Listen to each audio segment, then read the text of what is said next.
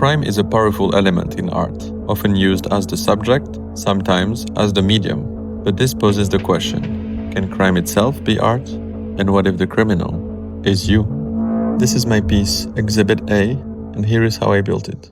First, I needed some computer hardware. So I went to pick up an old professional workstation along with the VGA screen and went straight to disassembly. The nice thing about professional hardware is that it looks very bare. No colored markings, brand logo, or tacky lights. Once I had separated all the components, I tried different configurations before settling on this one that makes the screen eye level. I took some measurements and with that I ordered 2 plexiglass sheets that everything will be mounted on.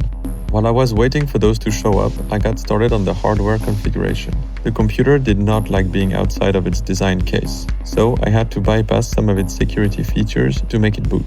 Once that was done, I could install a fresh copy of the Linux operating system. A few days later, I received the 2 plexiglass sheets, a thick transparent one to provide structure and a slim orange one to use as a colored backdrop.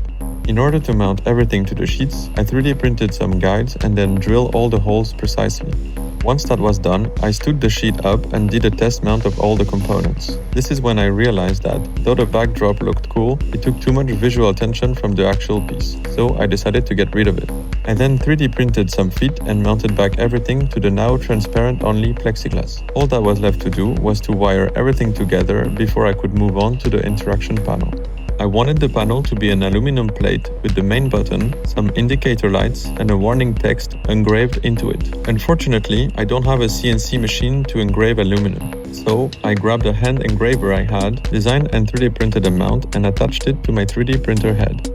Then I wrote a little program that translates 2D vector path into movement instruction code for my 3D printer. After a bit of calibration and testing, it finally worked. So I cut a plate to size and started engraving the text. The text goes as follows.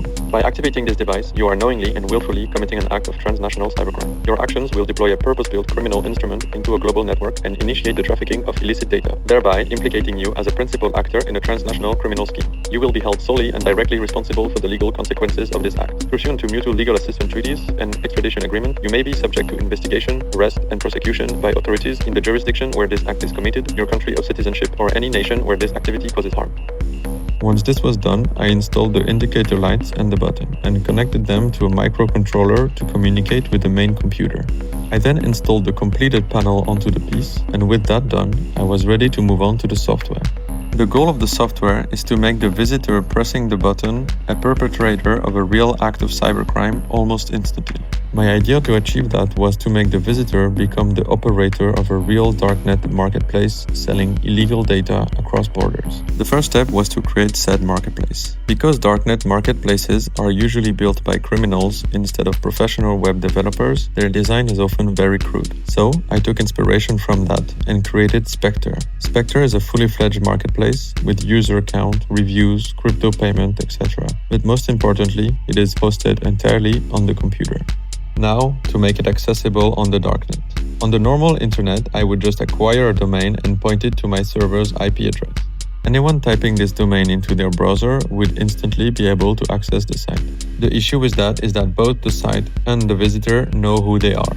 For that reason, sites on the Darknet often use an anonymizing network called Tor. On Tor, each request is passed to dozens of servers around the world before reaching its destination, hiding traffic in layers of encryption like an onion, hence the name, the onion router. This way, the client never knows the real address of the server and vice versa. For the same reason, on Tor, there is no domain names. Tor generates a random 53 characters .onion address that becomes your site address on the Darknet. While you cannot change this address, nothing prevents you from generating a new one. So I ran a program that generates millions of keys until I get one starting with Spectre, and after a few hours, I found this one.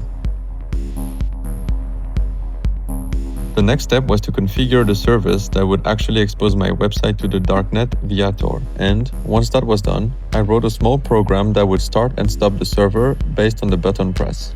There was one last step in order to turn this into an actual criminal instrument, the illegal data.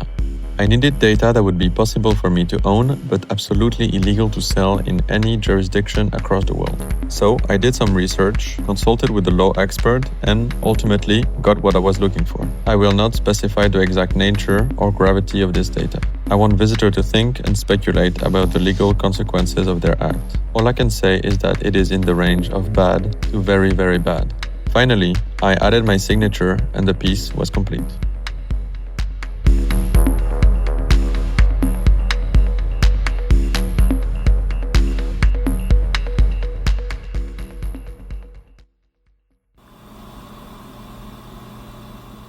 When sitting idle, the machine does nothing. It's nothing more than a pile of plastic and silicone. Press the button and it wakes up. The server starts up, the marketplace goes live, and the browser opens to show the live listing. For sale, a single item, the artwork itself.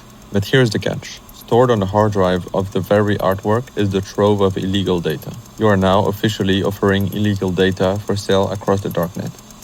Lift your finger and everything shuts down. The marketplace becomes unreachable and the machine falls back into silence, as if nothing ever happened.